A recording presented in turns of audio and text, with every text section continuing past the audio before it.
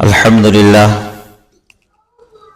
لله الذي ليس كمثله شيء وهو السميع البصير المتعال عن الشريك والشبيه والنذير. أما بعد فأعوذ بالله من الشيطان الرجيم. بسم الله الرحمن الرحيم. يا أيها الذين آمنوا كتب عليكم الصيام كما كتب على الذين من قبلكم لعلكم تتقون أياما معدودات. وقال الله جل وعلا وذكر فإن الذكرى تنفع المؤمنين. صدق الله العظيم. وقال عليه الصلاة والسلام من صام رمضان إيمانا واحتسابا غفر له ما تقدم من ذنبه. وفي رواية من قام رمضان إيمانا واحتسابا غفر له ما تقدم من ذنبه او كما قال علیہ الصلوۃ والسلام. رمضان کا مہینہ انتہائی مبارک مہینہ، برکت والا مہینہ،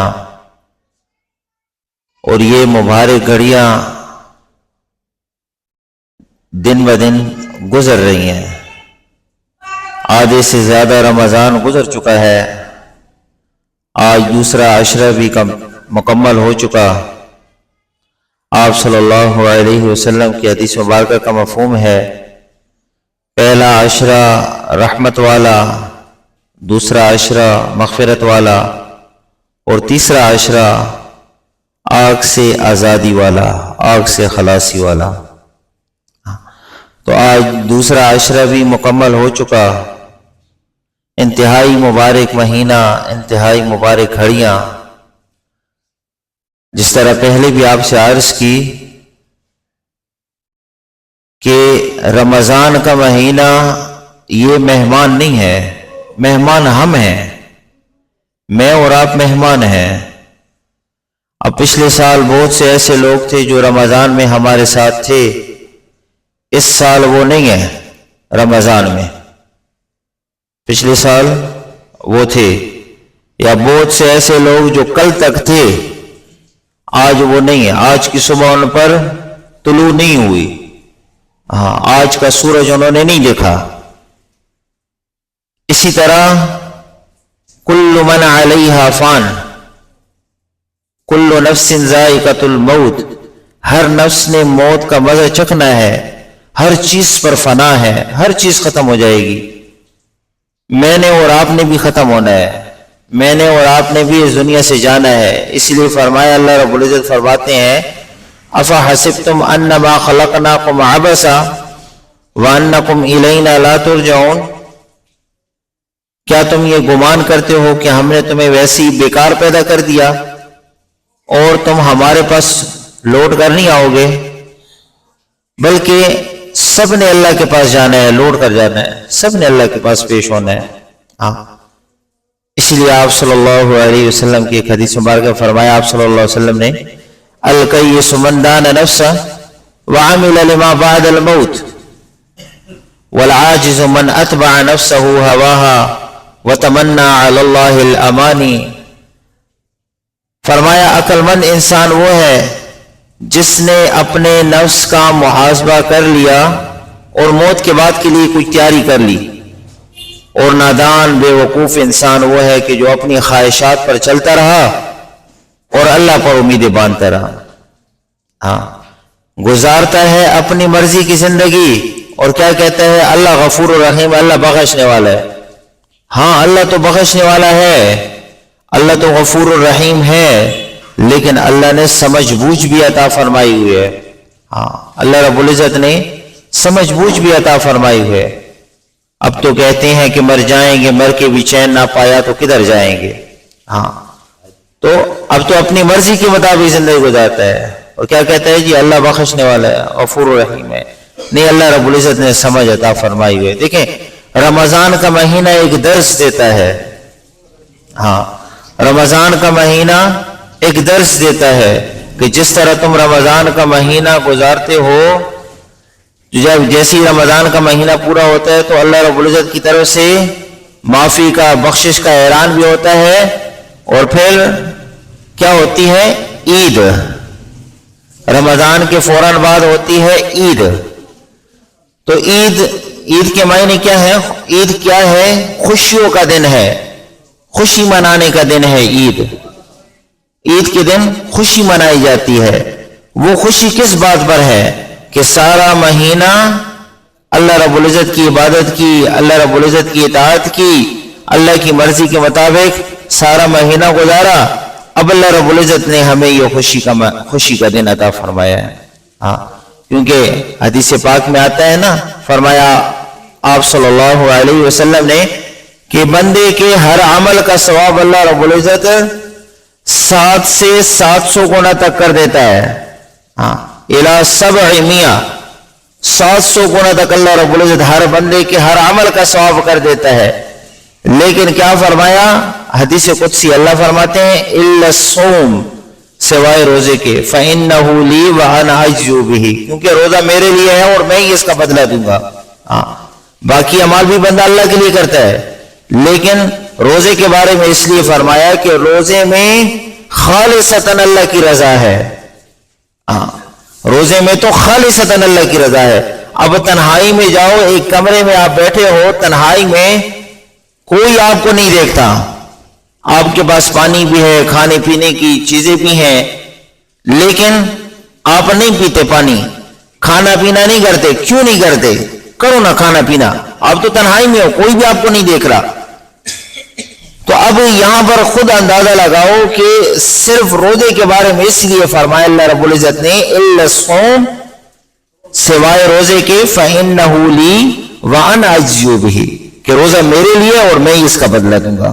ہاں، تو یہ کہ انتہائی مبارک مہینہ، برکت والا مہینہ، مغفرت کا والا مہینہ، اللہ کی طرف سے مغفرت کے اعلان ہوتے ہیں۔ ہر رمضان کی ہر رات میں، رمضان کی ہر رات میں 10 لاکھ آدمیوں کے بارے میں جن کے بارے میں جہنم کا فیصلہ ہو چکا ہے، اعلان ہوتا ہے جہنم سے خلاصی کے بارے میں ان کا۔ ہر رات میں، رمضان کی ہر رات میں 10 لاکھ آدمیوں کے بارے میں جہنم سے آزادی کا اعلان ہوتا ہے۔ ہاں، اور پھر جب رمضان کی آخری رات ہوتی ہے تو پہلے رمضان سے لے کر آخری رمضان تک جتنے لوگوں کے بارے میں اعلان ہوا تھا جہنم سے خلاصی کا، اس ایک رات میں اتنی تعداد کے برابر اللہ رب العزت کی طرف سے جہنم سے خلاصی کا اعلان ہو جاتا ہے۔ جی ہاں، تو اللہ رب العزت کی طرف سے عنایات ہیں، برکتیں ہیں، رحمتیں ہیں، مغفرت کے وعدے ہیں۔ ہاں، لیکن کیا فرمایا؟ رمضان میں بھی دیکھیں 10 لاکھ بندے روزانہ مغفرت کا اعلان ہوتا ہے، اور آخری رات میں جتنے بندوں کا مغفرت کا اعلان ہوا تھا پہلے رمضان سے آخری رمضان تک، اس ایک رات کے اندر اتنی تعداد کی برابر مغفرت کا اعلان ہوتا ہے۔ لیکن رمضان میں بھی کچھ لوگ ایسے ہیں جن کے بارے میں مغفرت نہیں ہوتی، رمضان میں بھی ان کی مغفرت نہیں ہوتی۔ کینہ بغض رکھنے والے کی رمضان میں بھی مغفرت نہیں ہوتی۔ جو دل کے اندر کسی کے لیے کینہ اور بغض رکھتا ہے اس کی رمضان میں بھی مغفرت نہیں ہوتی۔ والدین کی نافرمانی کرنے والے کی رمضان میں بھی مغفرت نہیں ہوتی۔ شراب کے عادی کی رمضان کے اندر بھی مغفرت نہیں ہوتی، اور رشتہ داری توڑنے والا، قطع تعلق کرنے والا، رشتہ ناتا توڑنے والا، رمضان میں بھی اس کی مغفرت نہیں ہوتی۔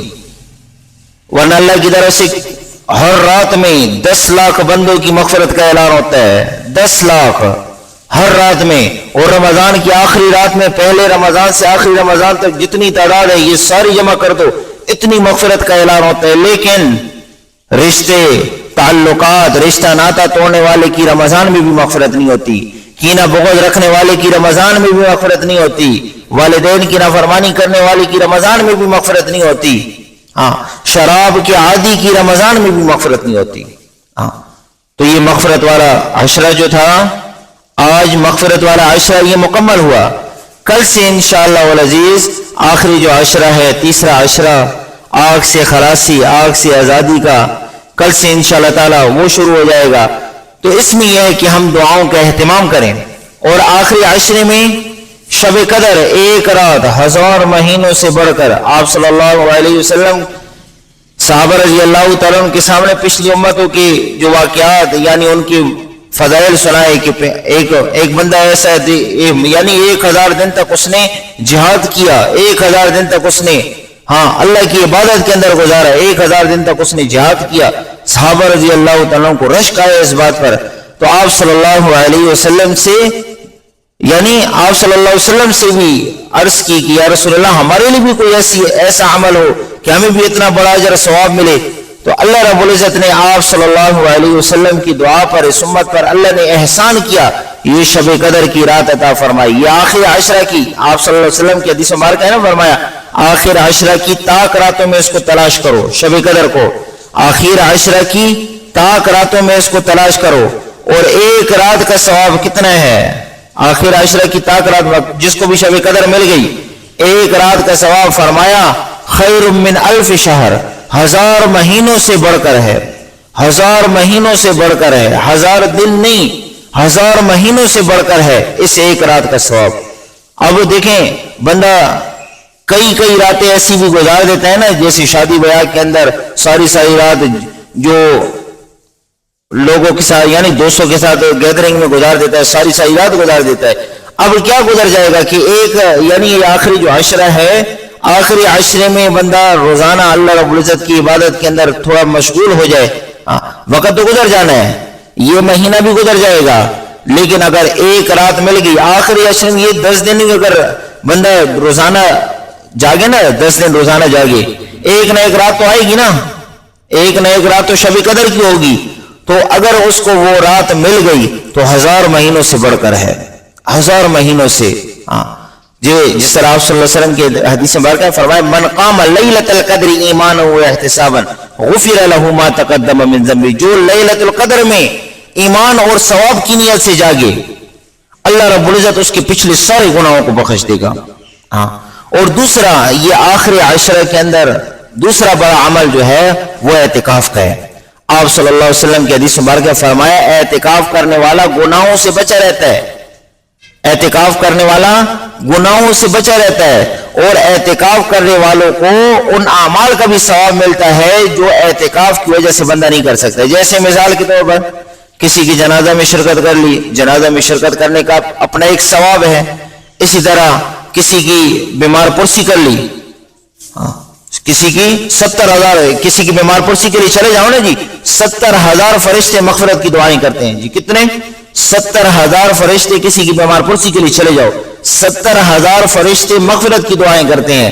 اب ایک بندہ اعتکاف میں بیٹھا ہوا ہے، وہ بیمار پرسی نہیں کر سکتا، اس کو اعتکاف کی وجہ سے اس بیمار پرسی کا ثواب مل رہا ہے جی، اعتکاف کی وجہ سے۔ فرمایا ان اعمال کا بھی اللہ ثواب عطا فرماتے ہیں جو اعتکاف کی وجہ سے بندہ نہیں کر سکتا۔ تو اعتکاف کا بہت ثواب ہے، ٹھیک ہے نا۔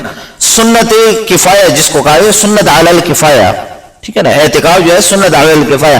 اگر پورے محلے میں جیسے ایک مسجد کے ساتھ 10 گھر رکھتے ہیں، 20 گھروں، 30 گھروں، 40 گھروں، اب وہ 40 گھرانے میں ایک بندہ بھی اعتکاف کے لیے نہیں بیٹھا، 10 گھروں میں ایک بندہ بھی اعتکاف کے لیے نہیں بیٹھا، 20 گھروں میں ایک بندہ بھی اعتکاف کے لیے نہیں بیٹھا، محلے والے سارے گناہگار ہو گئے جی۔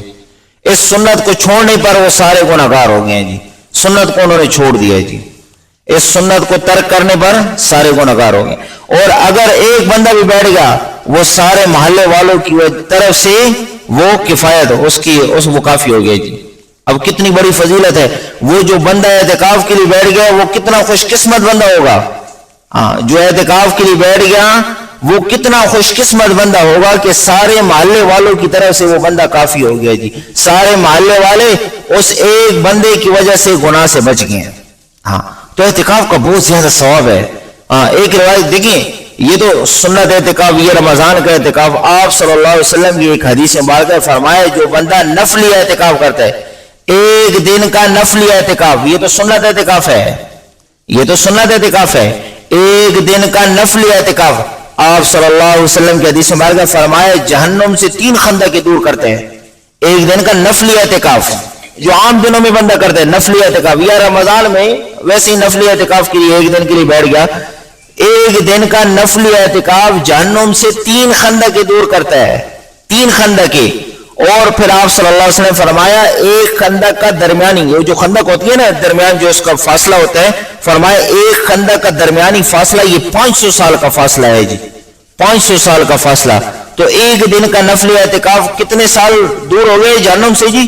1500 سال کی مسافت اس سے دور ہو گئے جہنم سے، 1500 سال کی مسافت. ہاں تو کتنی بڑی فضیلت ہوگی جی اعتکاف کی.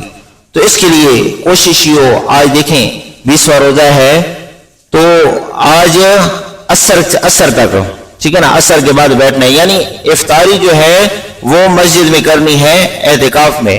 یہ مسجد میں اعتکاف کی نیت سے جو بندہ اعتکاف کے لیے آ جائے گا، ایک تو اس کو فضیلت ہو، تو اللہ رب العزت ایک حدیث مبارکہ میں آتا ہے نا جی، اللہ رب العزت اس کے یعنی کئی سالوں کے، روایت کے اندر آتا ہے کئی سالوں کے اللہ رب العزت اس کے گناہ بخش دیتا ہے، کئی سالوں کے اس کے گناہ اللہ اعتکاف کی وجہ سے اس کے گناہ اللہ بخش دیتا ہے. تو اس کے لیے ہم نیت کریں، کوشش کریں. تو یہ بنیادی جو باتیں تھیں، ایک تو کل سے جو شروع ہو رہا ہے یہ تیسرا عشرہ، اس کی دعاؤں کا ہم اہتمام کریں، یعنی آگ سے آزادی کی جو مشہور دعا ہے، اللہم اجرنی من النار، اے اللہ مجھے آگ سے بچا لے، یا اللہ میری آگ سے حفاظت فرما، ٹھیک ہے نا. مشہور دعا ہے، آسان دعا ہے، ٹھیک ہے نا. تو یہ بندہ دعاؤں کا اہتمام کرے. اور ایک روایت کے اندر آتا ہے، اما جان عائشہ رضی اللہ تعالیٰ فرماتی ہیں، میں نے آپ صلی اللہ علیہ وسلم سے پوچھا کہ یا رسول اللہ اگر کسی کو شب قدر مل جائے، شب قدر کی رات مل جائے تو کون سی دعا پڑھے؟ شب قدر کی رات مل گئی ایک بندے کو کہ آج کی رات شب قدر کی رات ہے، ایک بندے کو مل گئی، پتہ چل گیا اس کو جی آج کی رات شب قدر کی رات ہے، تو فرمایا کون سی دعا پڑھے؟ تو آپ صلی اللہ علیہ وسلم فرمایا اس کو چاہیے وہ یہ دعا پڑھے، اللہم انک عفو کریم تحب العفو فاعف عنی، اللہم انک عفو کریم، اے اللہ تو بخشنے والا ہے، تو کریم ہے، تو مہربان ہے، اللہم انک عفو کریم تحب العفو، تو معاف کرنے کو پسند کرتا ہے، فاعف عنی، اے اللہ مجھے بھی معاف فرما دے، اے اللہ مجھے معاف فرما دے، اللہم انک عفو کریم تحب العفو فاعف عنی. تو ایک تو اللہم اجرنی من النار، اس دعا کا بندہ اہتمام کرے یہ آخری عشرے کے اندر. دوسرا یہ شب قدر کی جو دعا ہے تو یہ روزانہ رات کو بندہ پڑھے، ایک نہ ایک رات تو شب قدر کی ہوگی نا، روزانہ بندہ اس دعا کا اہتمام کرے. اگر بندہ ساری رات نہیں جاگ سکتا، انسان ہے کمزور ہے، ساری رات نہیں جاگ سکتا، عشاء کی نماز تو پڑھتے ہیں نا جی، عشاء کی نماز تو پڑھتے ہیں، عشاء کی نماز کے بعد 2 رکعت نفل پڑھ لو، اور سحری کے لیے تو اٹھتے ہیں نا جی، سحری کے لیے اٹھ گئے تو 2 رکعت نفل پڑھ لو، بس یہ آسان عمل بتا. عشاء کی نماز کے بعد 2 رکعت نفل پڑھ لو، اور سحری کے لیے اٹھ گئے تو 2 رکعت نفل پڑھ لو. ایک نہ ایک رات تو شب قدر کی ہوگی نا، شریک ہو جاؤ گے اس کے اندر، شب قدر میں شریک ہو جاؤ گے. اور دعا کیا ہے؟ اللہم انک عفو کریم تحب العفو فاعف عنی، یہ دوسرا عمل ہو گیا. اور تیسرا عمل جو ہے یہ آخری عشرے میں یہ اعتکاف کا عمل ہے. تو اللہ رب العزت سے دعا ہے کہ اللہ رب العزت ہمیں ان تمام باتوں پر عمل کی توفیق عطا فرمائے.